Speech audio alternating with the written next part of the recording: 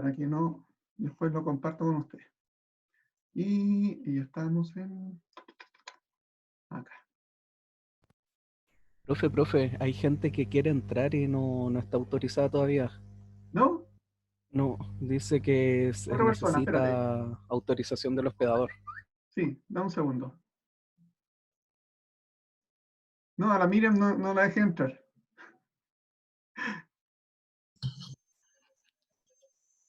¿Ya? ¿Ahí sí?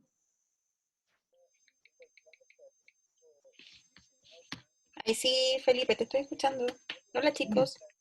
Oye, pero Hola, profe. tú no tenías que entrar. Yo quiero entrar igual. Quiero aprender de tus conocimientos. No, por favor. No, esto es mío. Ah. Bueno, yo no te enseño resonancia entonces. Acá lo tengo. No. Ya, ya, entonces yo lo que les comentaba, quería guiarme por este libro, porque en fondo este libro lo encontré bastante eh, conciso en el sentido de que va a los conocimientos como rápido, o sea, sin tanta cháchara. ¿Ya? Eh, ahora, entonces, no sé, ustedes me dicen de dónde quieren partir. ¿De la radiación ionizante? Yo creo que sería bueno porque hay algunos que me dejaron un poco preocupado la vez pasada. ¿Ya? Vamos con el... Desde cero. Sí. ¿Ya?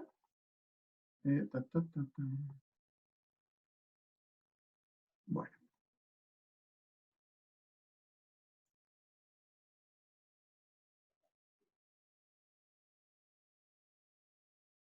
Ya. Todo comenzó cuando Ranger, no, nunca tanto. Ok. Hay toda una, bueno, hay toda una parte ahí. Bueno, partimos desde el inicio, que tenemos el átomo.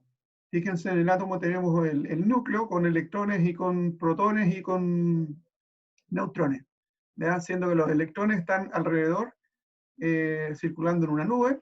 Ahora, los electrones no circulan de manera desordenada, sino que circulan con niveles de energía. Ustedes no sé si se acuerdan, capa K, capa L, capa M, cada uno tiene un potencial de energía en el cual los electrones van circulando. ¿Ok? Entonces, si yo necesito sacar a un electrón de su órbita, tengo que primero liberarlo de la energía de su capa. Una vez que lo libero de la energía de su capa, con una energía extra, energía cinética extra, va a salir expelido ese electrón. ¿Ya? Entonces, fíjense ustedes, miren, bueno, electrones están cargados negativamente, eh, los protones y los neutrones tienen la misma masa, ¿ya? Miren, 1839 veces más grande que un electrón, ¿ya? Pero con la gracia de que esto tiene carga positiva y el otro, el neutrón, no tiene carga. ¿Ya? Eso. Y lo otro, ya, eso, más que nada. Tenemos los núcleos. Ya. En cuanto a los tipos de radiación, la radiación en general, chicos, es en el fondo una propagación de la energía. ¿Ya? Cada vez que hay una propagación de energía, es nosotros lo que llamamos radiación. Si no sé si ustedes tienen la radiación cósmica, radiación X, radiación de ondas electromagnéticas, ¿ya? E incluso radiación infrarroja. ¿Ya? Fíjense que en el fondo el calor que nos llega es a través de radiación. ¿Ya? Es porque es energía que se traspasa a través de un medio. ¿Ya? Entonces, la radiación eh, descubrieron primero Röntgen, descubrió los rayos X, le puso X porque no tenía idea cómo se llamaban, qué diablos eran. Y a su vez, no estoy seguro, ya, se descubrió la radiación gamma. ¿Ya? Ambas ambas tienen la misma naturaleza en cuanto a longitud de onda y eh, frecuencia, ¿ya? Si yo les comentaba en la clase anterior que si yo pongo un detector y lanzo un rayo X y un rayo gamma, con mi detector solamente voy a poder sensar que en el fondo hay energía, ¿ya? Pero no voy a poder discriminar si es X o es gamma, ¿ya? Solamente lo voy a poder discriminar sabiendo de dónde viene la energía, ¿ya? Los rayos X, acuérdense que viene por radiación de frenado, ¿ya? Y la radiación de frenado es en el fondo los electrones que chocan contra un material y estas van a perder su energía cinética y se la van a ceder a, y van a perder energía cinética y esto va a salir como radiación X, ¿ya? A su vez, la radiación gamma, por otra parte, ellos salen desde el núcleo, de un núcleo inestable, que para poder estabilizarse, ya tiene que liberar energía. Entonces, esta liberación de energía lo hace a través de un fotón gamma, porque viene del núcleo, por eso es gamma, ¿ya? ¿Ya? Algunas características, ¿ya? Se propagan en línea recta, viajan muy cercano a la velocidad de la luz, 300.000 kilómetros por segundo, ¿ya? Y fíjense, bueno, la clásica, tenemos todo el espectro electromagnético que tienen acá, ¿ya? A, en cuanto a longitud de onda y frecuencia, ¿ya? Siendo que tenemos los rayos X en los de más alta más baja longitud de onda y su energía va aumentando en la medida, perdón, en la medida que la longitud de onda va disminuyendo. ¿Está ahí, no? Ya. Ahora, la radiación ionizante, nosotros la podemos dividir primero que nada en dos grandes grupos. Primero tenemos la electromagnética, donde ahí en la electromagnética tenemos los rayos X y los rayos gamma, y por otra parte tenemos la radiación particular, radiación de partículas alfa, beta, neutrones, iones pesados, etc. ¿Ya? En el fondo, partículas que en el fondo que vamos a ser las que ionicen. ¿Ya? Ambas, y también podemos decir que la radiación X y gamma tenemos, perdón, otra clasificación es directamente ionizante y la otra es indirectamente ionizante. Siendo directamente ionizantes las partículas. ¿Por qué? Porque al hecho de poseer cargas, ¿ya? Lo primero que va a hacer es, al acercarse a un núcleo o a un átomo, lo que va a hacer en fondo va a sacar electrones de ese átomo, ¿ya? Lo que va a hacer que se ionice de manera directa, por el hecho solamente de tener carga, ¿ya? Y ni hablar por la masa, o sea, si llega a chocar con la masa, o sea, lo va a hacer pebre al átomo, así que ahí lo va a ionizar sí o sí, ¿ok? Entonces, dijimos que estos son los directamente ionizantes, ¿ya? Yo agregaría, dentro de los, no sé si agregarlo, no, mejor no agregar, porque los neutrones, ¿a dónde los dejamos? ¿Los dejamos acá o los dejamos acá? ¿A alguien se le ocurre? ¿En los indirectamente ionizantes o los directamente ionizantes?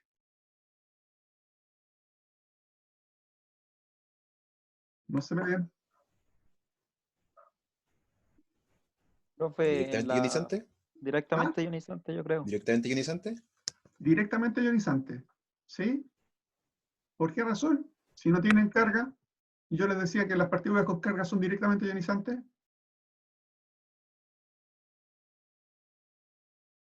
Pregunta, lógica, o sea, veamos. Ya, miren, básicamente, a mí me salta la duda, porque básicamente por el hecho de tener una masa, y una masa muy masiva, acuérdense, van a chocar con todo, y va a producir ionización, ¿ok? Y de hecho, Por esa razón, es mucho más peligrosa la radiación neutrónica que la de partículas alfa, electrones o protones. Porque para poder detenerlo, estas clases de partículas necesitamos un poco espesor de material para disminuir su energía. ¿Ya? No así con los neutrones. Con los neutrones, por el hecho de no tener carga, ellos pasan, ¿no? Pasan a través de la materia y van rompiendo todos los enlaces, los átomos que por donde va pasando por el efecto del tamaño. Y para poder detenerlos, hacer que pierdan su energía, estos tienen que, se detienen haciéndolos pasar por, por un material que tenga mucho hidrógeno. ¿Ya? ¿Cómo qué? Puede ser plásticos o puede ser parafina, ¿ya?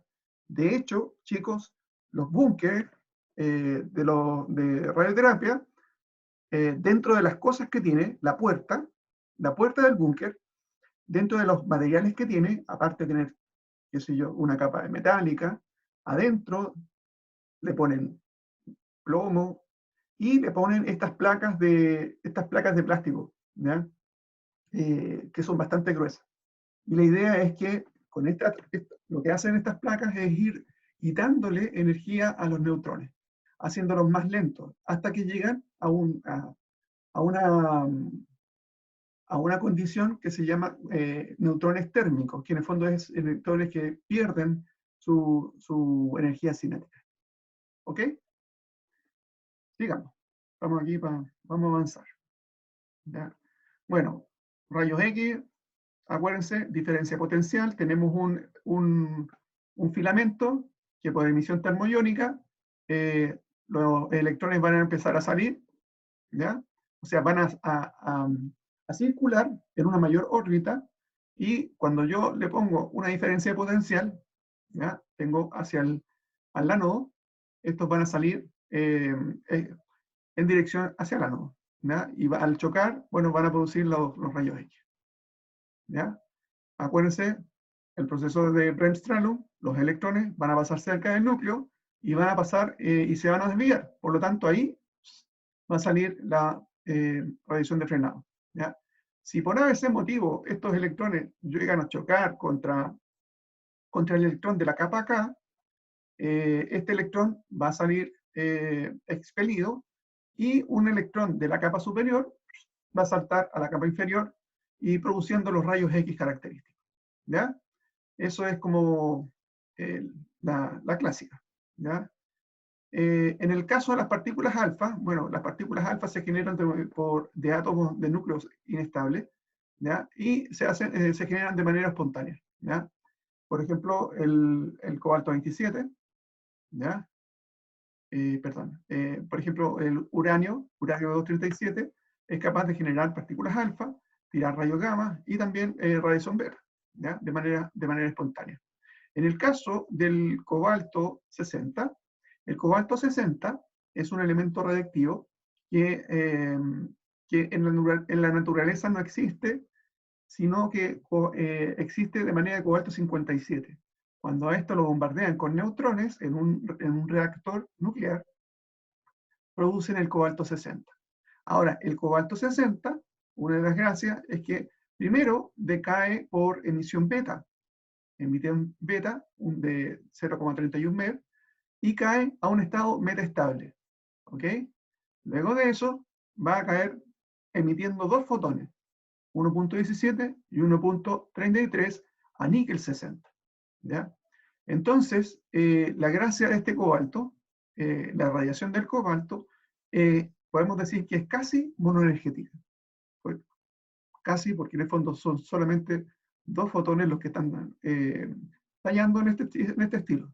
No así la radiación de los rayos X, ¿ya? Porque como ustedes se acordarán, en el caso de las rayos X, lo que nosotros hacemos, cuando tenemos un equipo y le decimos, le subimos la perilla al potencial de, no sé, 80 kilos, 120 kilos, lo que estamos haciendo es seleccionar la energía máxima con el cual los electrones se van a mover. Ahora, no todos los electrones se van a mover con esa velocidad, ¿ya? Con los 80, con los 120 kilos, sino que son unos pocos los que van a lograr con esa. Entonces, la máxima energía que vamos a lograr son lo que yo soy capaz de colocar, ¿ya? Pero debajo de eso hay todo un espectro hacia inferior, que en el fondo me dé energías en cuanto a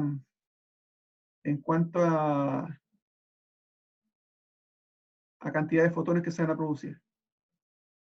No sé si se acuerdan, tenemos aquí una gráfica, y en el fondo yo aquí pongo pongámosle acá mi 100 kb,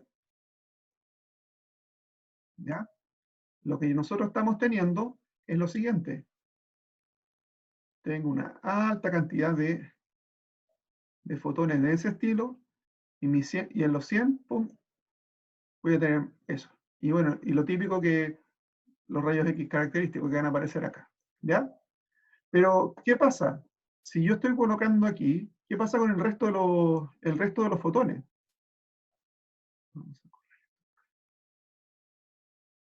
Si nosotros hacemos una interpolación de lo que está pasando acá,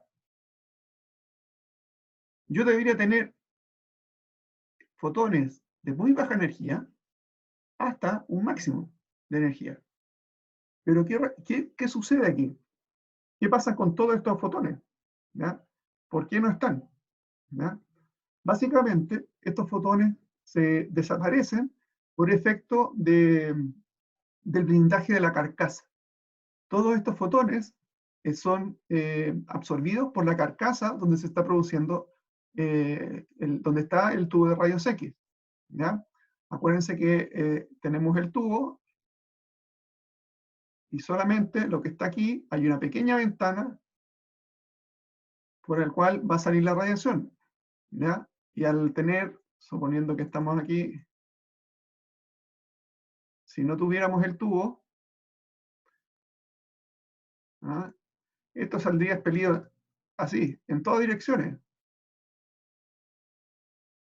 ¿cierto?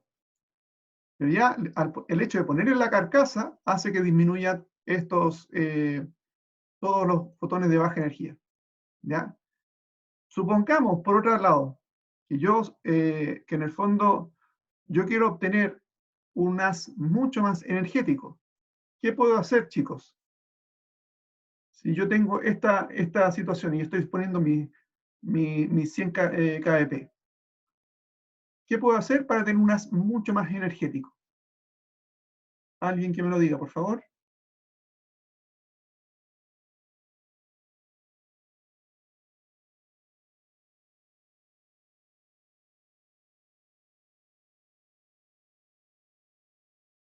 Hola. ¿Están ahí, cierto? Ya se fueron a tomar once. Bueno, así nomás. Lo que yo hago para poder tener un haz mucho más energético no es solamente, es lo que hacemos, poner filtraciones. Al poner un filtro de aluminio, lo que yo estoy haciendo, voy a ir, entre comillas, sacando con los fotones de menor energía, y por lo tanto, me estoy quedando solamente con los fotones de más energía. Pueden ser de aluminio, de distintos espesores, pueden ser de cobre, ¿ya? Pero, ¿qué pasa con la energía de este espectro? La energía promedio, obviamente, o sea, no sé, la energía promedio, que inicialmente la tenía con esta clase de filtración, cada vez va a ir aumentando, ¿ya? De hecho, chicos, este es el principio que se utiliza también en los tubos de mamografía, ¿ya? En el caso de los tubos de mamografía, acuérdense ustedes, bueno, yo no sé mucho, pero utilizan dos clases de filtros, de rodio y otra cosa más, ¿ya? Pero la gracia de ese tubo, ¿no? ¿Okay? Es que lo que nosotros tenemos aquí es que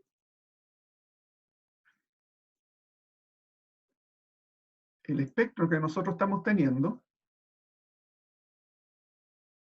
es algo del estilo, de este estilo, o sea,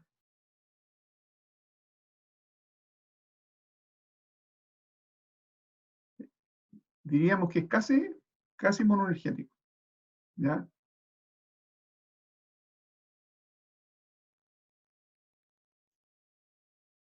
Una cosa así, ¿ya? Es por efecto de los filtros que yo le hago. Entonces, esa es una manera de poder caracterizar un haz de radiación a través de su energía. Y en el caso de los tubos de rayos X, se caracterizan los tubos por el nivel de filtración, ¿ya?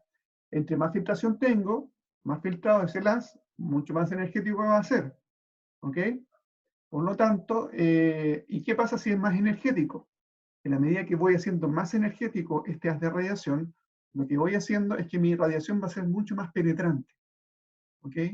Obviamente, como ustedes saben, si yo, es como es como ir subiendo la perilla, o perdón, ya no son de perilla, sino que son digitales, así que es como ir subiendo el kilovoltaje, pero de manera mucho más, eh, pero solamente filtrando, no aumentando la diferencia potencial, el KBP. ¿Ok? Vamos acá, sigamos.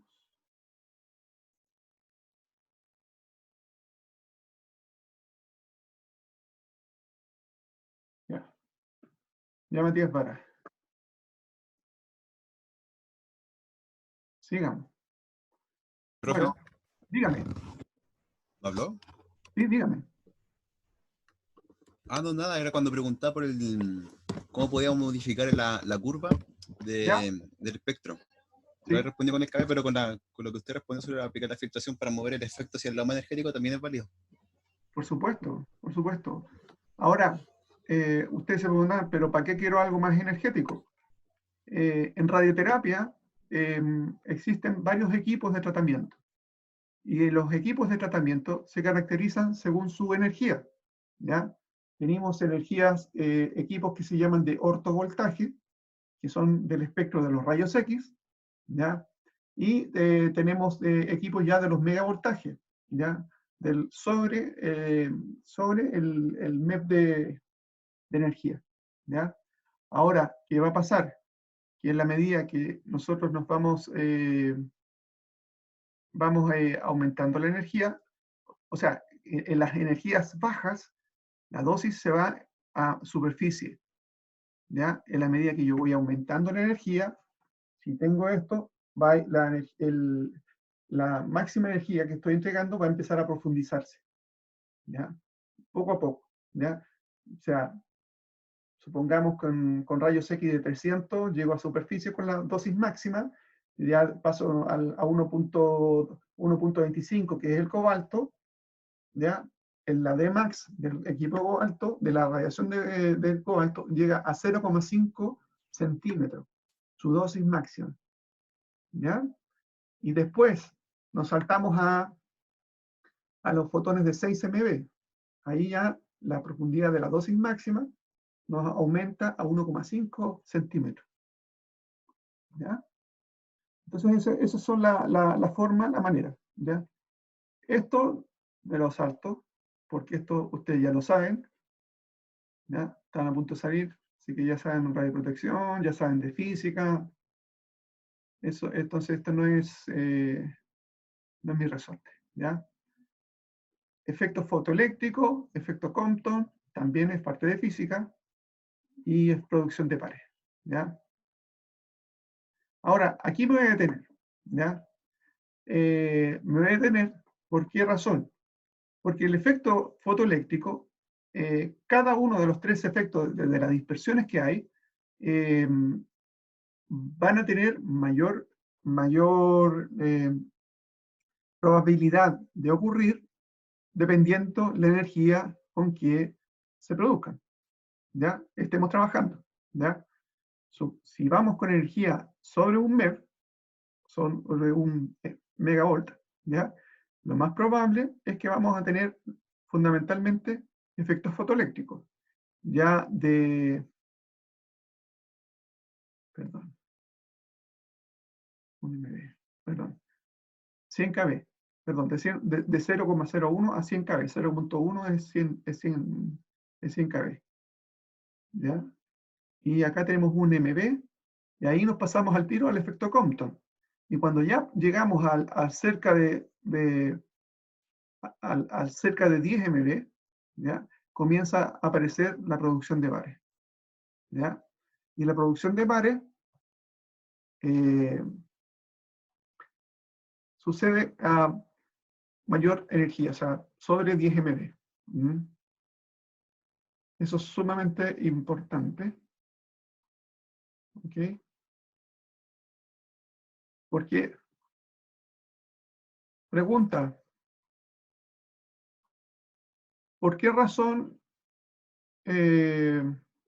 yo puedo tener una buena definición en radiología, con rayos X?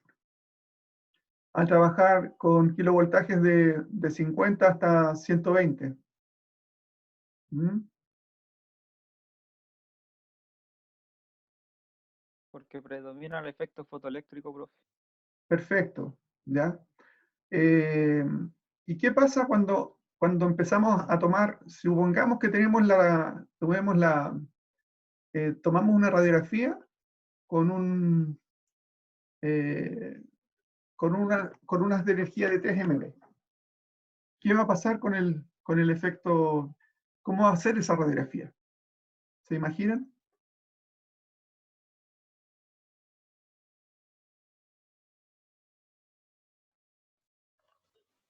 Muy sobreexpuesta, profe, por la energía que se está ocupando. 3 MB.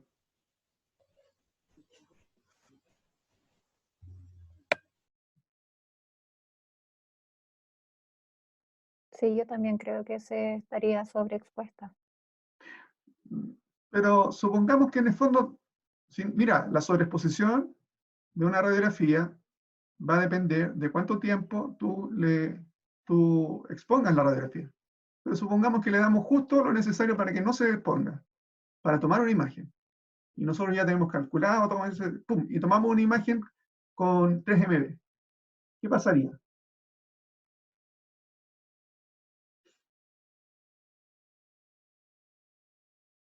Ya.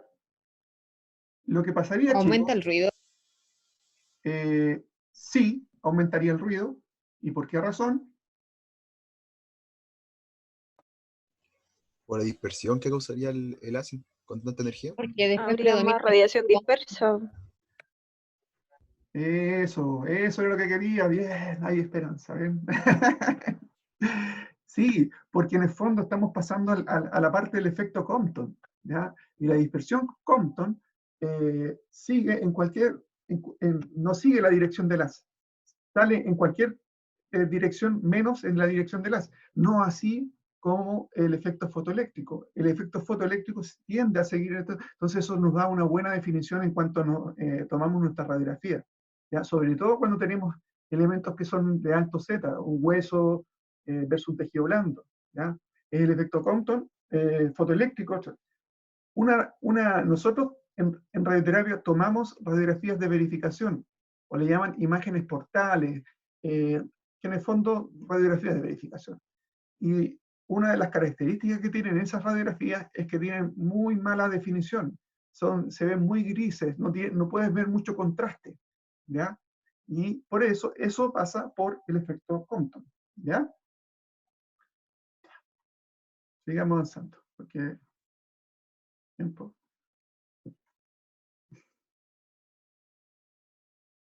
Ya. Si algo no está claro, hablen ahora, ¿ya? Aquí está lo que yo les decía, ¿ya? Características del haz de radiación. Fíjense que se van todos los fotones de baja energía, ¿ya? Y en la medida que yo voy agregando más filtración, todo el espectro se va corriendo hacia anterior. Obviamente, si agrego más filtración, se va a correr el espectro, pero los rayos X característicos van a seguir en su posición.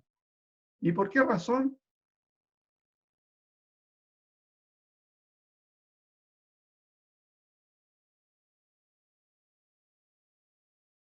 La Profe, razón ¿puede es- repetir la pregunta? ¿por qué razón los rayos X característicos van a seguir en la misma posición si yo empiezo, si comienzo a agregar más filtración?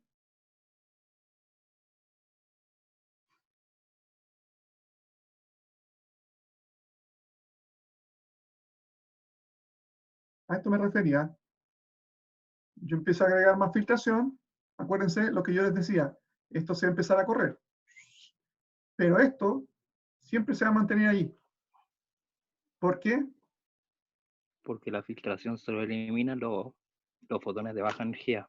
Ya. ¿Y qué pasa con Porque estos eso caracteres? depende del material del blanco, ¿no? Ya.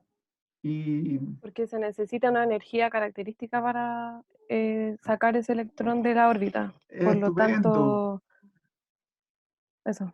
La energía de Sí, enlace sí, discreta. porque eso es muy energía dependiente, ¿ya? Y por eso en el fondo estos rayos que aparecen, que son los rayos X característicos, acuérdense que se producen por el salto del electrón que está en una capa superior a una inferior. Entonces, yo puedo volar los fotones de baja energía, pero si estos están ahí, esos siempre van a estar. Y van a estar siempre en esa misma posición, porque me van a marcar el nivel de energía. ¿Ya? Bien, chicos. Súper bien. Ya. Fíjense, niños, estimados, fíjense lo que tengo aquí. Esto que tengo aquí son curvas de dosis en profundidad. ¿Qué quiere decir? ¿Cómo se construye? Les voy a hacer un monito. Vamos a buscar una pantalla. La pizarra, compartir. Ya, por favor. Ya. La curva de dosis en profundidad. Referente a lo anterior, ¿Perdón? Sí. le decía que referente a lo anterior usted dijo que era dependiente de la energía, ¿no? Sí. Sí. Cuando hablaba de la energía característica, pero también va a depender del material, como dijo un compañero. Claro, claro, claro, dependiendo del material con el que esté incidiendo los electrones. Sí, porque si fuera como un tipo de ejemplo, molibdeno que se ocupa en mamografía, tiene una energía característica, Por que supuesto. también va determinada entre la energía y el material. Claro. Súper. Era una acotación, ¿no? Sí. Ah, ya. Excelente. Bienvenida. Supongamos que esto es una cuba. Y aquí tengo agua. ¿Ya? Media tiesa el agua. No. ¿Ya? Supongamos que aquí tengo la cuba y aquí tengo agua. ¿Ya? Lo que nosotros tenemos aquí, supongamos que aquí, este círculo es una cámara de ionización. ¿Ya? Esta camarita de ionización, lo que se hace, uno la empieza a mover desde la superficie hacia abajo, hacia mayor profundidad. Y mientras tanto, que la estamos moviendo, la hacemos incidir unas de radiación. ¿Ok? Entonces, comenzamos a irradiar y esta camarita que está en superficie comienza a bajar, va a ir midiendo la dosis en el cual se está depositando dentro de esta cuba de agua. ¿Ya? Y esa es la forma de que se construyen estas curvas de dosis en profundidad. ¿Ya? Me pongo en superficie y a la medida que voy bajando, estas van a ir subiendo. Fíjense que esto, la dosis máxima, casi no, en la superficie no está. ¿Ya? Para el caso de los fotones. En los fotones de alta energía, de 6, de 10, de 18, la dosis en superficie cada vez es menor. ¿Ya? No así, por ejemplo, en el del cobalto. El cobalto ya llega a mucha más dosis en superficie en la piel. Suponiendo que estamos irradiando un paciente, llega mucho más dosis a la piel que en el caso de los fotones de 6, de 10 y 18. ¿Ya? Acá hay una mezcla de dos cosas. Aquí parten los fotones. Fíjense, aquí, créanme usted, y aquí empieza a bajar. Y esto que está acá son electrones. Créanme que parten acá llegan hasta un máximo y después caen rápidamente. ¡Pum! Y tenemos electrones, haces de electrones de 6, 9, 12, 14, 16 y 20 MeV. ¿Ok? Entonces, ¿cuál es la razón de la diferencia en que estamos teniendo entre fotones y electrones? Es que, ¿qué está pasando con los electrones? ¿Quién está llegando más profundo? ¿Los fotones o los electrones? ¿Quién llega más profundo? Los fotones. Excelente. ¿Y por qué razón? Por su energía, profe. Porque los Energía. fotones van entregando la energía progresivamente, el electrón la pierde al tiro, ¿o no? Claro, qué? la pierde en superficie completamente. ¿Y por qué la pierde más completamente? ¿Por qué? Oh, que estoy pelado. Porque tiene un menor rango de energía. Ah, no. Acuérdate. Por la masa, ¿o no? Empieza a interactuar con los otros. Energía, me hablan de masa, pero no Abarca- hablan de lo más sobre la importante. longitud de onda. La longitud de onda es la Longitud misma de onda, energía. ¿no? Pero acuérdense, su carga. Mm, Un electrón tiene carga. Y por el hecho de tener carga, lo hace ser mucho más ionizante. Por lo tanto, por el hecho de acercarse a la superficie, ya el hecho de acercarse va a empezar a perder energía. ¿Ya? Porque va a empezar a dispersar los electrones que están de este átomo. ¿Ya? Y si entra en este sentido el haz del electrón, lo primero que va a hacer es interactuar y va a salir para otro lado, para pum, pum, pum, pum, y va a perder mucha energía de manera muy rápida. Ahora, entre más energía le voy poniendo, le voy sumando, más en profundidad voy teniendo. ¿Ya? Pero también mi dosis en superficie también va a ir subiendo. ¿Ya? Entre más alta la energía de los electrones, mayor es la dosis en superficie. ¿Ya? Esa es una de las razones por la cual cuando se hacen tratamientos con electrones, si uno quiere tener un buen resultado cosmético, pues en el fondo que no produzca alteraciones de creación de fibrosis, de telangiectasia, ¿ya? No usas en general jamás electrones de alta energía. ¿Ya? Los electrones hoy en día se están ocupando básicamente para tratar cánceres de piel, ¿ya? Porque en el fondo necesitamos que la dosis llegue bien a superficie. Entonces, ¿qué es lo que hacemos? Hacemos un truco.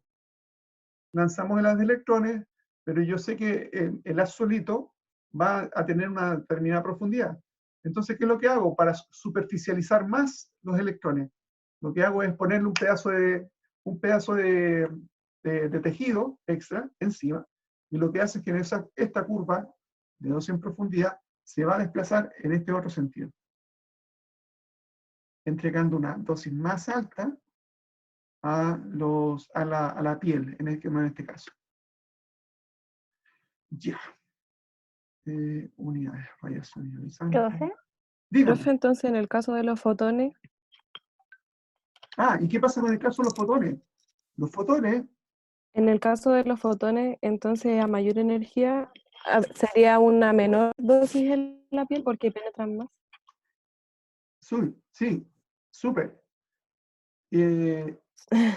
Acuérdense, yo no sé, acuérdense, se los dije en la clase anterior, pero acuérdense, ¿quiénes son los encargados de entregar la dosis en un volumen? Los encargados de dar la dosis en un volumen determinado son los electrones. Los electrones son los que van a depositar la dosis, ya sea electrones que salen por dispersión Compton, por dispersión fotoeléctrica, por dispersión de producción de pares. ¿Ya? Cuando aparece dentro de un volumen, interacciona un fotón, ¿ya? Y se produce una producción de pares, suponiendo, y se aniquilan un electrón positrón, y estas salen dos fotones, acuérdense, en dos direcciones opuestas, producción de pares, con cada uno suponiendo eso, dependiendo de la energía, pero sobre 511 MeV, ¿ya? ¿Qué pasa? Esos fotones no están contribuyendo con la dosis. No están, ¿por qué? Porque salieron de la esfera. ¿Ya? Por el hecho de ser tan energéticos, ¡fum! ¡Fum! Salieron y no van a contribuir con el depósito de la dosis que estoy formando. ¿Ok? Que se queden dentro de esa esfera que lo que yo estoy midiendo. ¿Ok? Entonces, fíjense, aquí hay una fuente, hacemos la transferencia y sale energía de propagación que le llaman, ¿ya? Con la primera interacción. Estos electrones, con la primera interacción, entre más baja la energía, va a haber mayor cantidad de dispersión lateral. E incluso va a haber retrodispersión. Con energías bajo el MEP, en el caso de los fotoeléctricos, existe la probabilidad de producir retrodispersión. Por lo tanto, esa retrodispersión, esos electrones que salen disparados en el sentido que viene el haz, van a hacer que la dosis hacia la superficie vaya aumentando. ¿Ya? Por el hecho de ir aumentando más la energía, estos fotones van a entregar estos electrones, van a entregarle la energía a estos electrones, y en la medida que yo voy aumentando la energía, estos electrones van a empezar a salir expelidos en la dirección del haz. ¿Ya? Por esa razón es que en la medida que yo aumento la energía, la dosis máxima va a ir más en profundidad. ¿Ok? Eso es lo que pasa con los fotones. ¿Ya? Por eso nosotros decimos que son indirectamente ionizantes. ¿Ya? Porque van a entregarle la dosis de fotón a un electrón del átomo, este va a salir expelido por alguna clase de dispersión, y ese electrón que sale expelido va a ser el encargado de entregar, en el fondo, la dosis en el medio. ¿Quedó claro? ¿Sí o no? No. Sí, profe. De ahí, miren, fíjense, de ahí viene esto. El concepto del kerma. ¿Qué es el kerma? Kinetic Energy Released in the Medium. ¿Ya? La energía cinética entregada en un medio. ¿Ya? Entonces, ¿qué es lo que estoy teniendo? Básicamente los fotones es prácticamente solamente energía en movimiento. ¿Ya? Y si eso yo le puedo entregar a un electrón, esa energía, ¿qué es lo que estoy pasando con los fotones? Estoy comiendo este electrón que está aquí, estoy entregando energía cinética, energía a este electrón, y este va a salir eyectado porque voy a romper la energía del enlace y le voy a entregar energía extra para salir expelido. ¿Ya? Eso se llama el kerma. ¿Ya? Y también está el kerma en aire, y también el kerma en el medio. ¿Ya? Las unidades de dosis, el rad, la antigua unidad, ¿ya? Y la unidad actual es el gray, ¿ya? Y básicamente un gray son 100 centigrade o 100 rad, ¿ya? Básicamente. El Röntgen, acuérdense, el Röntgen es de una medida de ionización en aire, ¿ok? De hecho, habla de, y es capaz de producir en el aire 2,58 coulombs de carga eléctrica, ¿ya? En forma de iones, sobre 1 kilogramo de aire. Eso es el Röntgen, ¿ya? Luego uno hace conversiones, aplicando números, qué sé yo, para hacer una equivalencia a la dosis, ¿ya? Pero ese, bueno, ese es otro cuento. La dosis equivalente es la misma dosis que nosotros estamos está recibiendo el cuerpo, pero multiplicado por un factor de ponderación de la radiación. O sea, cuánto daño más va a hacer esa radiación dependiendo del órgano en el cual está incidente. ¿Ya? ¿Se acuerdan, ¿Profe? chicos? Digan. Es que le había hecho una pregunta por el chat, pero quería saber, no, no, tranquilo, Cuando habló sobre la terapia de electrones, que al entregar dosis en superficie por su carga, quería saber, ¿solamente los melanomas son tratados con electrones o también puede haber algún tipo de melanoma específico que se trate con protones, o sea, perdón, con fotones? ¿Tu nombre, Noemi? No. No, soy Klein. Ya, es que no veo, sí, por eso como estoy hablando y viendo el libro, por eso no veo el chat. ¿Ya? Así que pregúntenme nomás, interrúmpanme, ¿ya? No tengan miedo. ¿Ya? Primero que nada, mira, los melanomas en general no se tratan en sí con electrones. O sea, en general los melanomas son muy radioresistentes. Entonces lo primero que hacen, el cirujano va y saca la piel, saca el melanoma con el patólogo al lado. Ojalá el patólogo va mirando para decir, mira, ¿sabes qué? Salió todo, tiene bordes negativos, qué sé yo, hace una excisión y luego van a muestrear ganglios que están asociados a la zona en la cual se encuentra el melanoma. ¿Ya? Por eso un melanoma en general no se trata con electrones. ¿Ya? Si bien es cierto, es un cáncer de piel, pero el melanoma como que está dentro de otro costal. ¿Qué se trata? ¿Qué cánceres de piel? Los cánceres vasocelulares. ¿Ya? ¿Qué es lo típico, lo más clásico? ¿Ya? Los cánceres vasocelulares, los vasos celulares comienzan a crecer y si no uno los tiene a tiempo, pues son capaces de destruir la cara o la mano, qué sé yo. Entonces, en esos casos es que se usan los electrones. ¿Ya? ¿Y por qué se usan los electrones? Porque si hacemos una excisión del vaso celular, si es muy grande, vamos a dejar un agujero demasiado que va a ser difícil de reparar. Mientras que los electrones van a destruir el vaso celular, que va a estar aquí, y después, bueno, la piel se va a volver a regenerar. ¿Ya? Ya. ¿Estamos ahí? ¿Quedó clarito? ¿Más claro? Ya. Sí, entonces en caso que vaya a radioterapia el paciente, sería con terapia de fotones la de melanoma, después de la resección claramente. Claro, sí, sí. La razón es porque nosotros irradiamos, bueno, por una parte el lecho, pero fundamentalmente irradiamos los ganglios asociados al lecho donde apareció. ¿Ya? Ya, genial, súper, gracias. Chicos, esto es lo que yo les hablaba en el caso de la radioterapia con kilovoltaje. Tenemos, miren, máquinas de terapia por contacto de 40 a 50 kb. Fíjense, 0,5, 1 milímetro de filtración.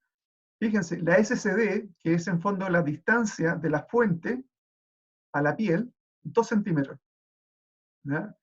Y el 50% de la dosis en profundidad está a 5 milímetros. ¿Se fijan? Esto está súper superficial. ¿Ya? Tenemos máquinas de terapia superficiales, miren, van 50, 150, y miren, filtración en 1,4, 20 centímetros. Portovoltaje de 150 a 500. ¿Ya? Y aquí, fíjense, tenemos que la SCD es 50 y la profundidad, miren, 5 a 7 centímetros. 5 a 7 centímetros debe ser una cosa así. ¿Ya? La profundidad del 50% de la dosis. ¿Ya? Y ya, mira, la medida que vamos subiendo, ¿ya? De 500 a un MB, 1000 kb, ¿ya? El porcentaje vamos 8 a 10. ¿Ya? Estos son los equipos de ortovoltaje. ¿Ya? Alguien me dirá, ah, no, pero esta es historia. Fíjense que están volviendo. Porque si bien es cierto, los cánceres de piel se tratan con electrones, pero también se pueden tratar con estos equipos. Y la gracia de estos equipos, que por el hecho de ser de baja energía, tú no necesitas tener este equipo dentro de un búnker, construir un búnker de radioterapia para poder tener este equipo. O sea, basta con tener una sala bien blindada, con plomo, que es mucho más barato, para poder hacer estos tratamientos. Entonces, de hecho, Hay muchos dermatólogos, algunos dermatólogos que están comprando estos equipos para poder hacer tratamientos de cánceres de piel. ¿Mm? Entonces, si yo paso a celular, la señora se aplica, con 2 o 3 sesiones estaría como tratado. Y ya miren, cuando ya pasamos los aceleradores a máquinas de megavoltaje, tenemos los generadores de Van der Graaf, ¿ya? O también generadores electrostáticos, ¿ya? Estos tienen una capacidad de poder producir hasta de 25 megavolts. Las unidades de cobalto, fíjense que fueron construidas las unidades de cobalto en 1951. ¿Ya? El 51, si ustedes se recuerdan, con el cuento de lo que pasó en esos años, 45, posguerra mundial, 51, proyecto Manhattan, comenzaron a crearse los primeros reactores nucleares. Y ahí encontraron este elemento radiactivo que se llama el cobalto 60, desde ese entonces. ¿Ya? Ahora, ¿qué pasa con el cobalto 60? Tiene el material radiactivo, la pastilla de cobalto 60, tiene una alta actividad específica. ¿Qué es la actividad específica? Es la capacidad que tiene un elemento de poder activarse, ¿ya? Por ejemplo, tenemos fuentes que son del tamaño de menos de 0,5 centímetros, que se pueden activar a un nivel de 1 curie, de 2 curie, ¿ya? Y estos emiten una tasa muy alta de fotones por el efecto del decaimiento. Eso es el concepto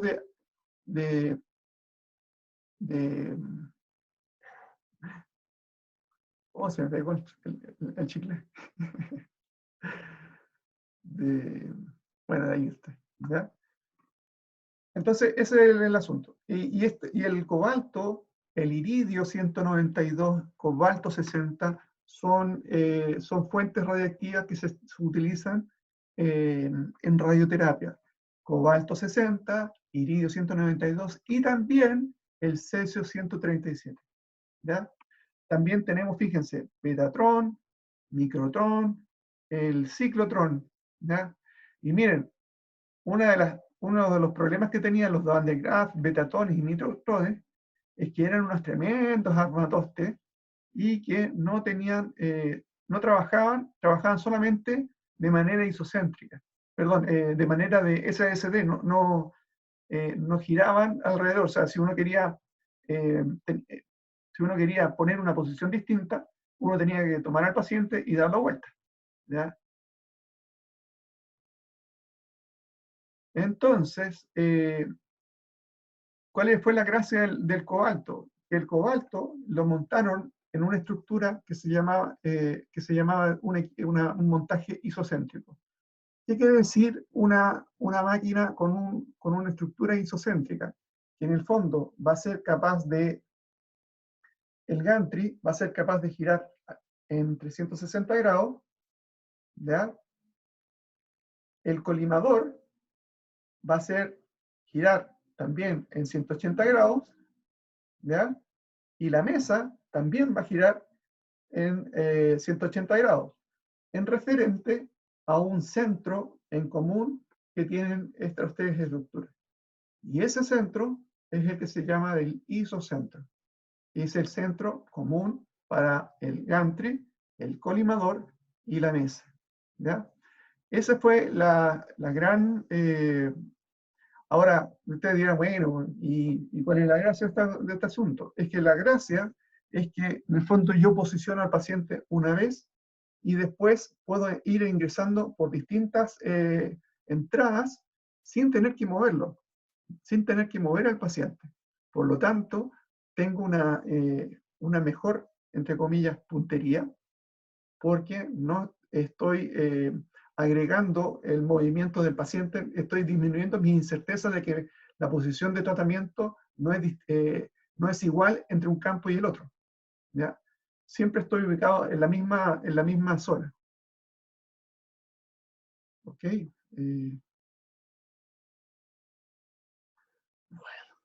Y fíjense ustedes, lo que tenemos aquí, este es un equipo de cobalto. De hecho, este equipo se llama Equinox, ¿sí? Aquí arriba va una fuente, una pastilla de cobalto que es capaz de ingresar y salir, entra y sale. Tiene dos posiciones, o sea, guardada y salida. Y esta va a poder girar en 360 grados. Esto que está aquí se llama colimador. Y ese colimador también. ¿Aló? El colimador también va a poder girar. ¿Ya? La mesa sube y baja y la mesa gira en este otro sentido, con referente al isocentro. ¿Ya? Fíjense, este tiene 3000 curias.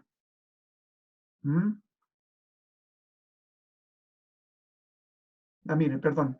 Esta se puede cargar con 5000 a 15000 curias. ¿Ya? Es tanta la actividad que tiene la fuente de cobalto acá adentro, que incluso llega a generar calor alrededor del cabezal.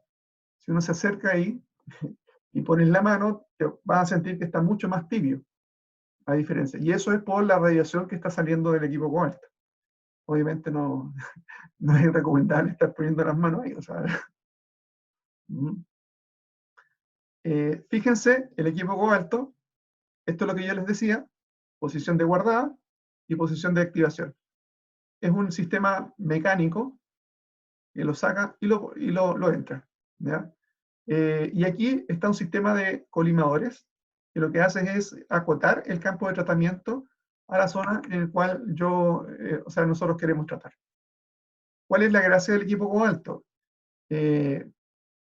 Muchos dirán que es viejo, que es tecnología antigua, pero fíjense ustedes que el equipo cobalto, para que se eche a perder, la única forma es que alguien venga y le meta un palo de adentro y rompa, no sé, un cable, pero en el fondo es como muy difícil, ¿ya? Entonces, en países que en el fondo no tienen muchos recursos en cuanto a mano de obra para reparar estos equipos, un equipo cobalto les va muy bien, porque no tienen fallas, son de fácil reparación, entonces para ellos sí les sirve. Ahora, ¿cuál es el problema? El equipo de cobalto, cuando ya llega a una determinada actividad, en general, cada vez que va decayendo la fuente, ¿ya? El concepto de decaimiento, y llega a la mitad, lo que va a pasar es que los tiempos de tratamiento cada vez se van haciendo mucho más largos, ¿ya? Y para poder entregar un gray con la fuente con una muy buena actividad, si me demoraba 1 minuto, y después con el tiempo puedo llegar a entregar un gray en 3 minutos, lo que hace que los tratamientos sean muy largos, ¿ya? ¿Y qué sucede? ¿Qué hay que hacer? Hay que cambiar la fuente. Entonces ahí viene el problema. ¿Quién se hace cargo de la fuente de caída? ¿Ya? Entonces hay que llevárselo al lugar de donde lo compraron. Entonces hay que tomar una serie de medidas para que esa fuente no quede botada en ninguna parte, sino va a pasar como hay un accidente de Guyana, en Brasil, que botaron un equipo de tratamiento de cobalto. Y la gente, no sé si fue cobalto, pero la gente lo vio y vio que era un líquido fosforescente. Y no había nada mejor que empezar a echárselo en la piel, así, a frotárselo, y para en el fondo andar brillando en la noche. Se murieron todas estas personas. ¿Ya? Entonces, es de ahí una de las razones por el cual los equipos cobalto tienen que tener un buen manejo. ¿Ya? Y por eso mucha gente no los ocupa. ¿Ya? O sea, van, entre comillas, en retirada. ¿Ya? Frente a eso, tenemos los aceleradores lineales. ¿Ya? Los aceleradores lineales, ¿cómo funcionan los aceleradores lineales? funciona por un principio de aceleración con microondas, ¿ya? Los aceleradores lineales lo que tienen, fíjense, lo que hacen en el fondo es que, a ver, vamos a ver, pantalla. ¿Se acuerdan que yo les comentaba del potencial que teníamos? ¿Ya? Y vimos un poco el video bonito que les mostré. El acelerador lineal, acá mejor.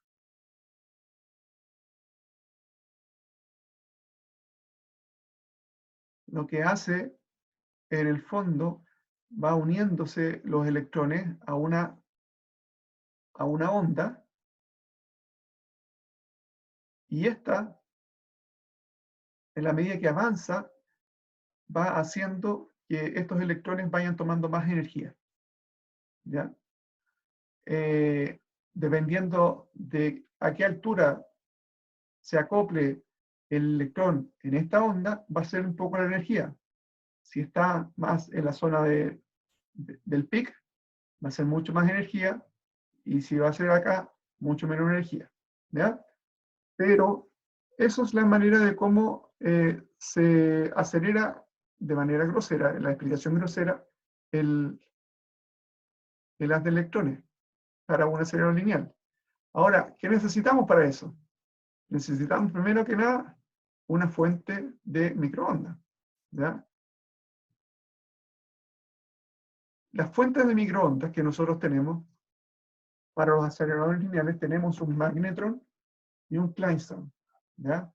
El magnetron fue construido por los ingleses para la Segunda Guerra Mundial y básicamente se ocupa en los sonares, ¿ya? Cuando los sonares necesitan producir trenes de onda, los hacen a través de un magnetron, ¿ya? Eso pasó en Inglaterra.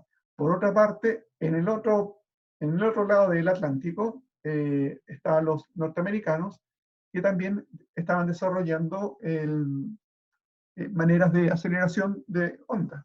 Y ellos crearon, los hermanos Bayer, crearon el kleinstrom.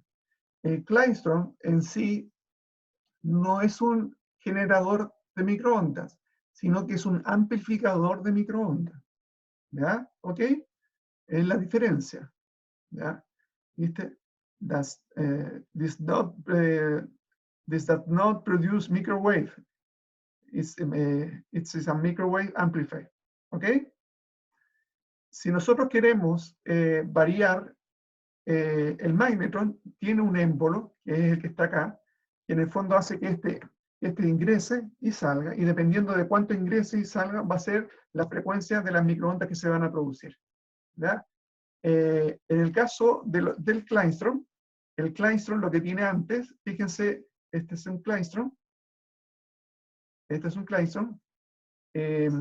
para que tengan más o menos un orden del tamaño, más o menos, esto tiene que tener como alrededor de un metro, ¿ya? Un metro del tamaño de un kleinstrom, ¿ya? A diferencia del magnetron, que esto mide con suerte 40 centímetros. Es mucho más chiquitito, ¿ya? Entonces, un equipo de un acelerador lineal, tenemos una fuente de microondas, perdón, la fuente de microondas, se va a inyectar estas microondas en la guía de onda aceleradora, que es esta que está acá.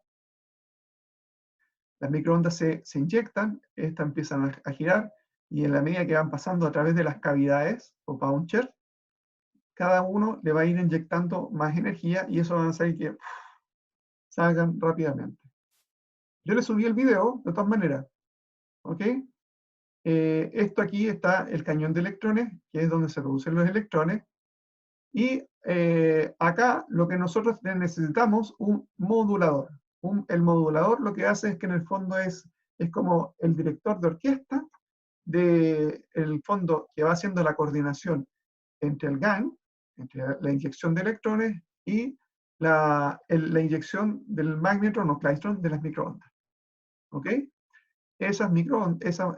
los paquetes de electrones van siendo acelerados, ¿ya? Y estos electrones después luego se desvían a través de lo que nosotros llamamos un bending magnet, o un magneto para doblar el haz, ¿ya? Y luego se hace chocar contra un blanco, ¿ya? Dependiendo si uno quiere fotones, pone un blanco.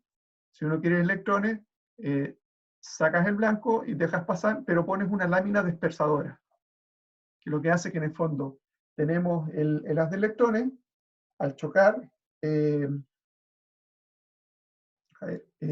haz de electrones el haz de electrones es muy fino, es del porte, es casi del porte de un lápiz, pero resulta que si yo quiero tratar 20, 30, 40 centímetros, necesito un haz mucho más grande. La forma de que se agranda este haz de radiación es haciéndolo chocar con una lámina dispersadora.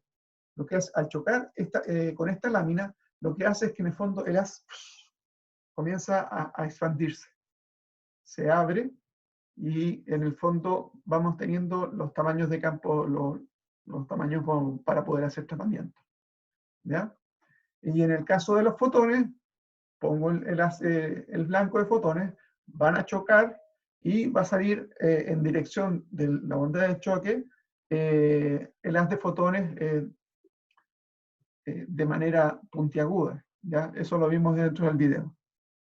Entonces estamos claros entre magnetron y kleinstrom, ¿ya? Son parecidos pero no son iguales, ¿ya? Por otra parte, ahora la diferencia entre uno y el otro, prácticamente los dos hacen como la misma función. La gracia del magnetron es que puedes usarlo en unidades mucho más compactas, ¿ya?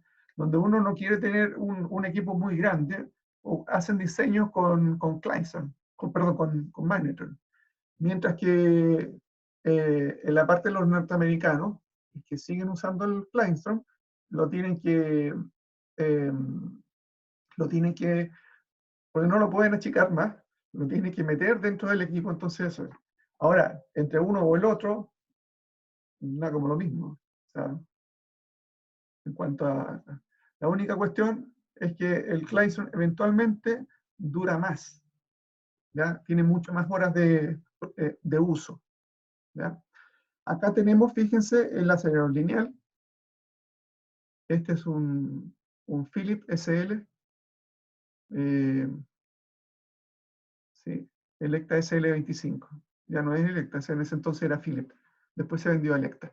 Este equipo tiene una guía de onda viajera, que es una guía de onda muy larga, parte detrás del equipo, ¿ya? Y llega hasta el final. Y es alrededor de una guía de onda de alrededor de fácilmente unos 2,5 metros, ¿ya? Hay otras que son de guía de onda estacionaria, en el fondo, que son la guía de onda aceleradora, es mucho más pequeñita, no alcanza a ser 1 metro, ¿ya? Y puede hacer las mismas cosas que esta, que es igual de grande, ¿ya? Entonces tengo el acelerador lineal, su mesa, ahí tenemos el colimador, y aquí tengo un panel de silicio que me permite tomar estas imágenes portales o radiografías de verificación.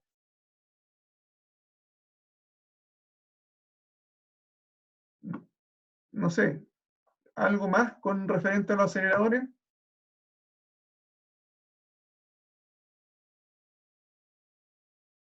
¿No? No. Ya. Next.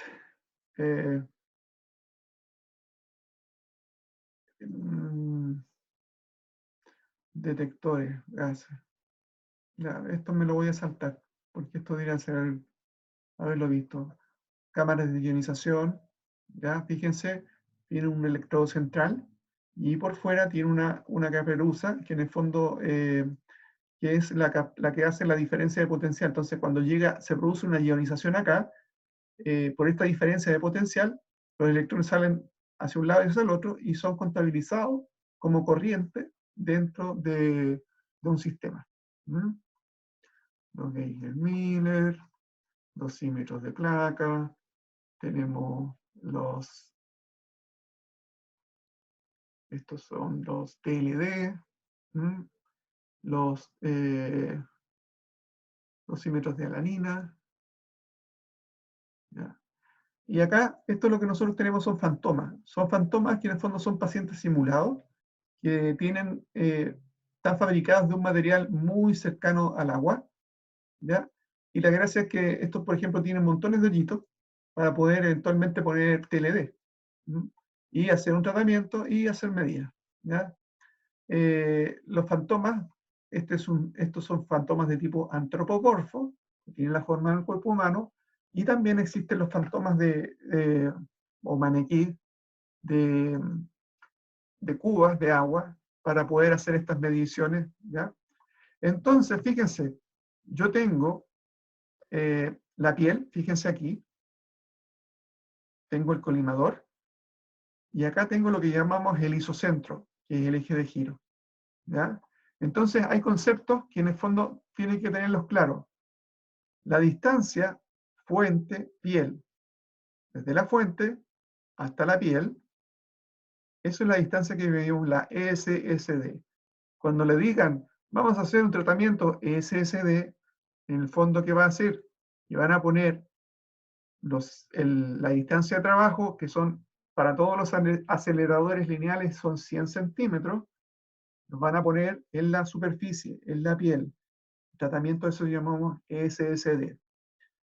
Cuando hablamos de tratamiento de tipo isocéntrico o SAD, skin,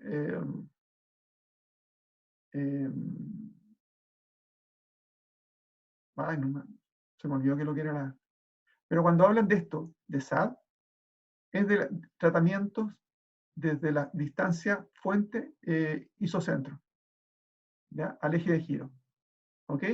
En el fondo, los 100 centímetros, que habitualmente los tengo en el isocentro, desde la fuente hasta el isocentro, voy a poner esos 100 centímetros adentro del paciente. ¿Ya?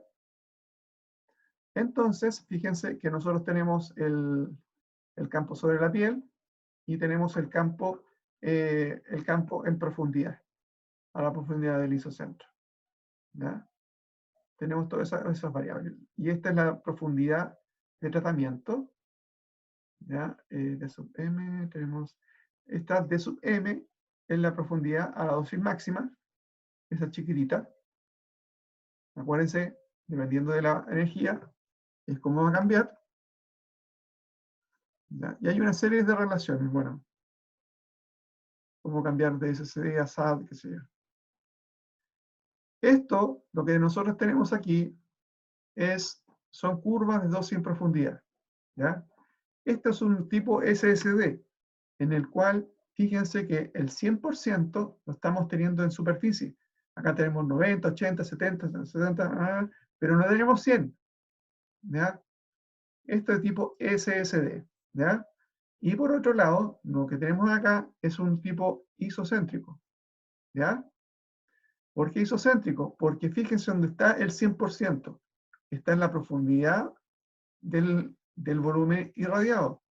Y en la medida que yo me voy acercando a la superficie, fíjense, 120, 140, 160, 180%. ¿Ok? Y hacia abajo en profundidad, va disminuyendo, 80, 60.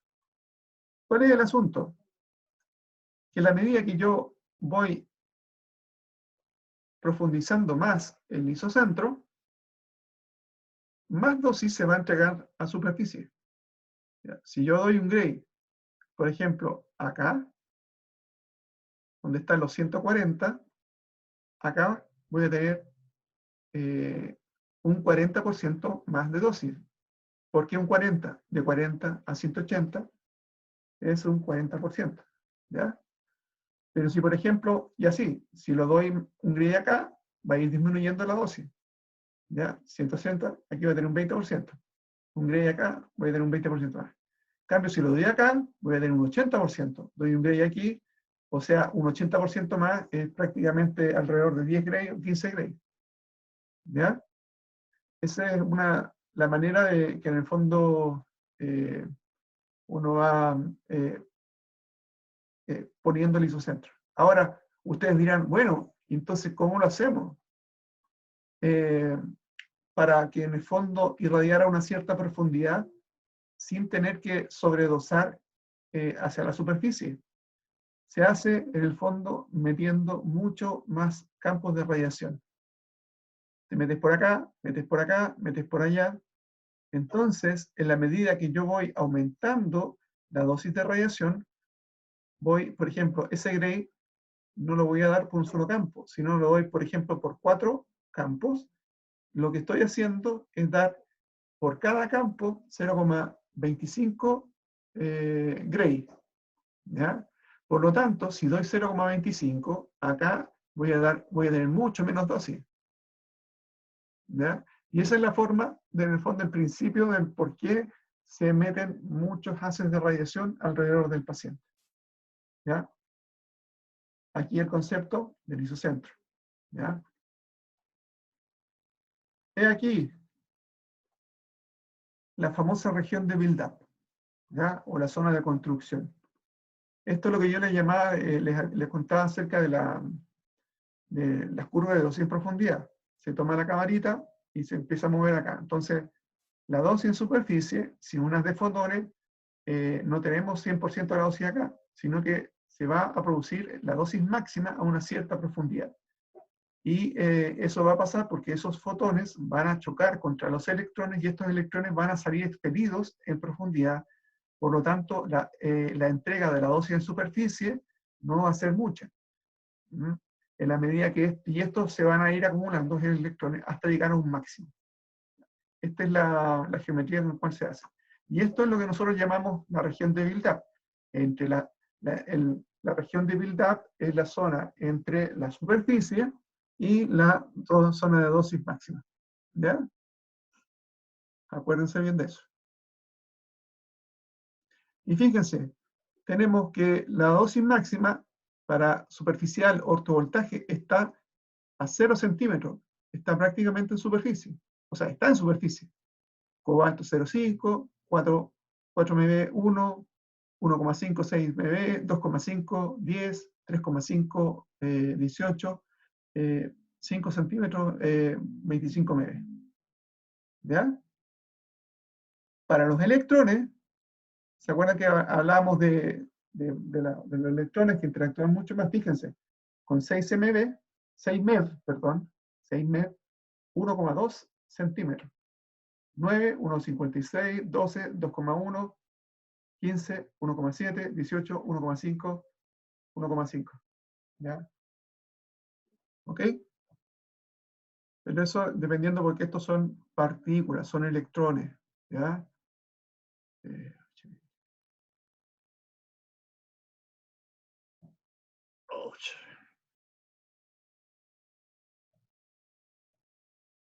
¿Cómo vamos?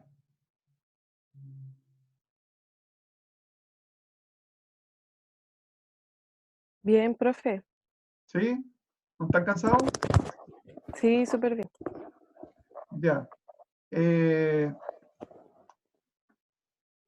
¿Cómo se llama? Bueno, sigamos. La dosis, ya. ¿Cómo se saca ese porcentaje de dosis en profundidad? En el fondo, lo que uno hace es tener la profundidad de la dosis máxima, y, o sea, la dosis que tienes en cierto punto, lo vas a dividir por la dosis máxima y lo multiplicas por 100. Y ese te da el porcentaje de dosis en profundidad. Está definido en aquella dosis a una profundidad específica como una función de la distancia. El campo, la energía, en un fantoma de agua. ¿Ya? También da índice de calidad, la profundidad de la dosis máxima puede ser calculada, la energía más probable a superficie en un maniquí, en un fantoma, puede ser encontrada calculando el rango de los electrones. Y esto puede también dar contaminación, o sea, puede dar información acerca de la contaminación de rayos X. ¿ya? También le llaman la Dmax a la dosis dada o la dosis de entrada, ¿ya? Esos son otros sinónimos que tiene, ¿ya?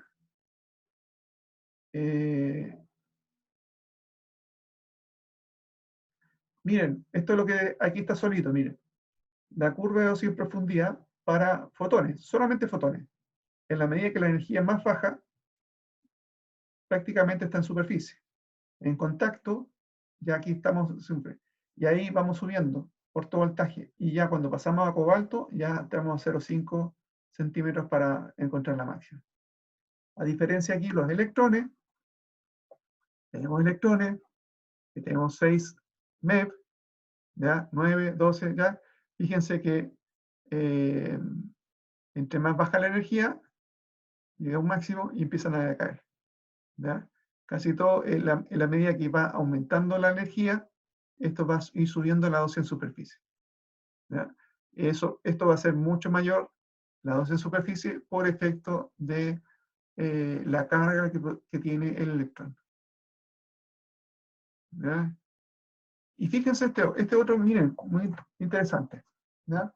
Tenemos los fotones, los electrones, que recién lo acabamos de conversar. También, miren, tenemos neutrones, ¿ya? Que tiene un comportamiento bastante similar a los fotones, ¿ya? Y acá, fíjense, partículas cargadas pesadas, ¿ok? 190 MeV de deuterones, 308 megavolt de carbones de iones de carbono, 187 megavolt de protones, ¿ya? Fíjense el potencial que se necesita para poder tener las partículas cargadas, ¿ya? Pasamos de los 100, de los MeV, a los 100, 190, 200. Entonces, estas partículas, estos aceleradores, son realmente un equipamiento especial, que son muy grandes, que necesitan de un ciclotrón y un sincrotrón. ¿Ok? Eso es tarea para la casa, para que ustedes lo busquen, qué es lo que es un sincrotrón, ¿ya? Un ciclotrón, me imagino que lo saben. ¿Para qué se ocupan los ciclotrones? Son aceleradores de partículas. ¿Y para qué se ocupan?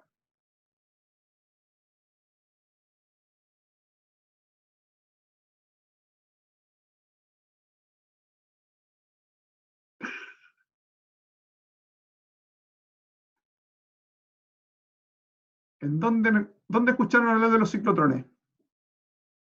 En medicina nuclear. Medicina nuclear. ¿Y para qué entonces lo ocupan? En medicina nuclear, Para producir los radiofármacos o los marcadores. ya. Específicamente, ¿qué cosa? Tecnesio. El flúor, pues. También. Sí, pues, para producir elementos radioactivos, ¿ya? Con eso activan el flúor y en el fondo eso es con lo que pueden hacer, después marcar las otras cuestiones, ¿ya? Ojo, el tecnesio no se produce en un ciclotrón. Si alguien me dice tecnesio, lo cacheteo, ¿ya? Los ciclotrones están hechos pensados para poder producir material de generadores de positrones, ¿ya? Positrones. ¿Quiénes generan positrones? Flúor, galio, ¿ya? Que son, eso es medicina nuclear, ¿ya? Fíjense aquí, tengo curvas de dosis en profundidad de distintos equipos. 200 kbp. 100% está en superficie, ¿ya? 80. Está muy concentrado en lo que es superficie. Y fíjense la dispersión. Prácticamente es mucho más lateralizada. Hay más dispersión lateral en esto que en esto, ¿ya? En el caso del cobalto, ya estamos un poquito más profundo, a la de máxima, ¿ok? Y ese tiene este perfil que es cuadrado, ¿ya? Y hay una cosa que aquí se llaman penumbras. La penumbra es la variación de la dosis entre el 80% de la dosis y el 20%. Cuando estamos dentro del 20 y el 80, estamos en la zona de penumbra. Hay una alta gradiente en la zona de penumbra. ¿Ya? La penumbra, fíjense, del cobalto es un poquito más ancha que la del 4MB. Es mucho más apretadita. Menos penumbra en este de baja energía. Beso cobalto. ¿Por qué aquí es más ancha? Porque la pastilla de cobalto mide alrededor de 5 centímetros. Y eso da aumenta la penumbra que se llama penumbra geométrica. ¿Ya? Hace que esto haya mucho más, el haz que está definido. Por ejemplo, a esta profundidad, de aquí la pastilla va a llegar mucho más acá. Ahí se los voy a mostrar. Y después, fíjense, de 4 pasamos a 10. Pero a las 10, fíjense la penumbra. Se ensancha nuevamente. Ustedes me dirán, y el acelerador el que produce los 4 y los 10, es el mismo. ¿Cuál es la razón? La razón es que aquí, en la medida que vamos aumentando la energía, aumenta la energía de la dispersión lateral. Hay electrones que salen expelidos hacia los lados, pero como tienen más energía, van a salir del haz y van a hacer que aumente el ancho de esta penumbra. Lo mismo pasa con los electrones. Los electrones también tienen penumbra, ¿ok? Pero los electrones tienen una característica que en fondo es la famosa llamada pata de elefante, o zona sigma. Ya tienen esta forma que tiene acá, ¿ok? O sea, si nosotros queremos irradiar esto, bueno, a ver, perdón, vuelta para atrás. Esa pata de elefante, o zona sigma, se va a producir también por dispersión, efecto de la dispersión lateral. ¿Ya? Los electrones que están chocando aquí van a salir dispersados hacia el lateral y van a hacer que se forme esta patita, esta forma de elefante, porque en el fondo se están sumando estos electrones que salen aquí. Y van a decaer, los otros que van a caer acá, mucho más rápido, y no se va a producir esto, porque esto ya cae por aumento del tejido. En la medida que vamos aumentando la energía, los haces de electrones, este efecto de la famosa pata de elefante va a ir disminuyendo. ¿Cuál es la razón? La razón es que como tengo electrones más energéticos, estos ya no van a salir expelidos tanto de manera lateral, sino que van a seguir la dirección del haz, porque tienen más energía. Y es por eso que la pata de elefante se va a achicar. Pero eso hace que también aumente la dosis en superficie. Mira, acá está la cuestión. ¿Ya?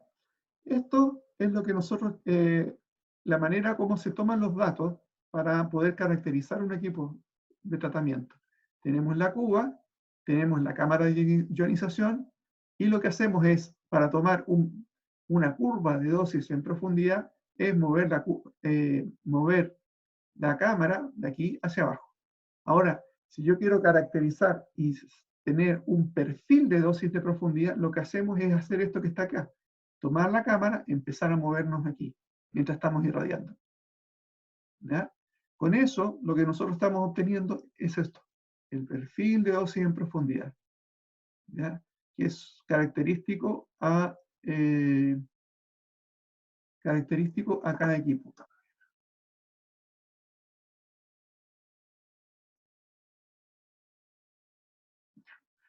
Esto es lo que yo les contaba recién. Tenemos el perfil de dosis en profundidad, tenemos la penumbra,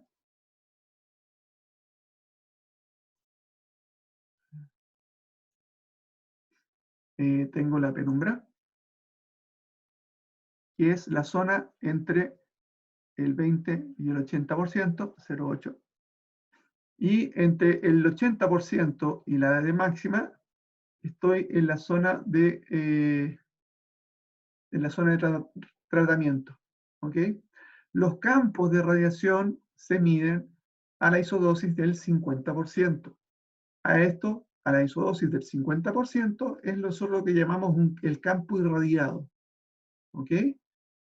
Entonces, yo tengo la penumbra, también tengo lo que llamamos el flatness, o la planicidad, ¿ok? Que en el fondo es una comparación entre cuán plano es este perfil, y también tengo una evaluación de que se llama simetría.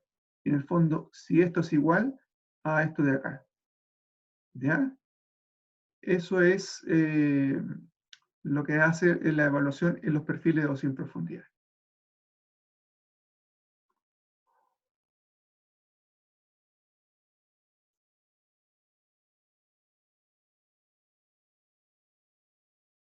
¿Ya?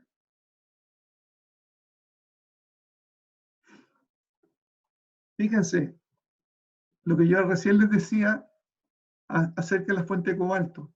En la medida que la fuente es más pequeña, más puntual, va a tener menos penumbra.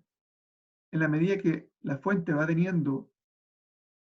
siendo más grande, mayor es la penumbra. Fíjense, si tomo la radiación que sale de este punto, se va a proyectar aquí. Y también se va a proyectar acá. Por lo que sale al chocar con los colimadores. ¿Ya? Eso pasa con la radiación que sale de este punto. Si voy al centro, claro, voy a tener lo que llega aquí y llega acá por el choque de los colimadores. Y hacia el otro lado lo mismo. Entonces, todo esto es lo que se va a formar como penumbra. ¿Ya? Y al haber una penumbra mucho más grande, mi campo de tratamiento va a ser mucho más, va a ser mucho más, vamos a tener que extender más el campo para poder abarcar una zona. ¿Sí? ¿Ya? Y si tomo una radiografía con una fuente de cobalto, por efecto de esta penumbra, ¿ya? Les aseguro que no va a haber nada. No se ve absolutamente nada. La calidad de una radiografía tomada con cama es horrible. ¿Ya? Famosa ley de inverso a los cuadrados de la distancia. ¿Ya? En la medida que yo me voy alejando de la distancia, la intensidad va a ir disminuyendo. ¿Ya? Y se va a ir disminuyendo en base al cuadrado de que nos estamos distanciando. ¿Ya? Factor backscatter, que esto está pensado, ese en fondo es el factor de retrodispersión pensado para haces de baja energía. En el fondo es un factor que va a tomar en cuenta la dispersión y la retrodispersión que van a producir los fotones de baja energía. Mira, el backscatter va a aumentar como la energía aumenta, más cercano a 1. Aumenta como también el tamaño de campo. Y es independiente a la SCD. Ahora, este backscatter, en la medida que vamos subiendo la energía, cambia de nombre. Se llama, tiene otro nombre. Cuando me acuerdo se lo digo. ¿Ya? Viene siendo el TAR. Sí, el TAR. El TAR, chicos, el TAR es la relación aire-tejido. Es un concepto que acuñó Jones y Cunningham, que son canadienses, físicos. Entonces, ¿qué es lo que hacían? Que en el fondo, en vez de tratar, fue pensado para tratamientos isocéntricos. ¿Ya? En la medida que tomábamos una medida en aire, y a la misma, o sea, una medida en una cierta profundidad, luego sacábamos el fantoma y poníamos a la misma distancia la cámara de ionización. Y así teníamos este valor, que sería el famoso valor de TAR. ¿Ya? Ahora la gracia que el TAR es que yo esto lo podía sacar al a cualquier profundidad. ¿Ya? Puede trabajarlo a cualquier profundidad. Y fíjense, miren, luego la dosis máxima, la profundidad, el factor backscatter está solamente definido a la dosis máxima, mientras que el TAR puede ser definido a cualquier profundidad. Cuando la profundidad es igual a la dosis máxima, el TAR es igual al factor de backscatter. ¿Mm? Chicos, estamos ampliamente pasados.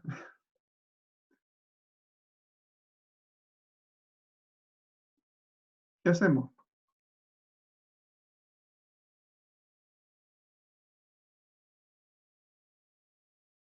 ¿Cuándo es la otra clase? Tenemos la clase próximo miércoles. No, de este al otro.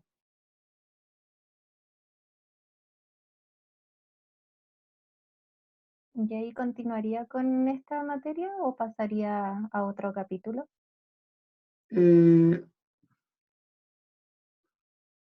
No sé, ¿qué les parece?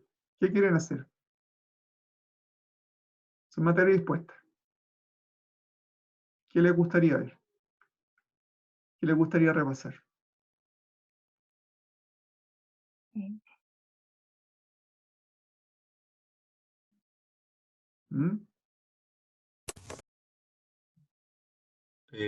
Yo creo, profe, que podríamos seguir, como ahora, seguir el orden del libro. Yo me di cuenta que después venía como un poco de biología celular y después venían los protocolos oncológicos. Sí, sí. Como les digo, el libro es bastante fantástico, en el sentido que entrega los conceptos así bien claros, precisos y sin tanta parafernalia. ¿Ya? Sigamos entonces el orden del libro. ¿Ya? En cuanto a la biología celular y molecular, no sé, les voy a